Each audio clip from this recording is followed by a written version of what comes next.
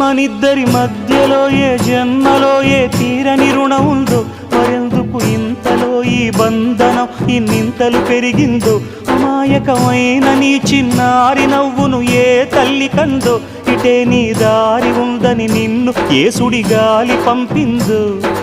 పాపం పుణ్యం దేవుడికెరుక, పేదకు దొరికిన బంగారు కణిక, పాలు వెన్నాలేవని అనక ప్రేమను తాగి పెరగవెసిలక.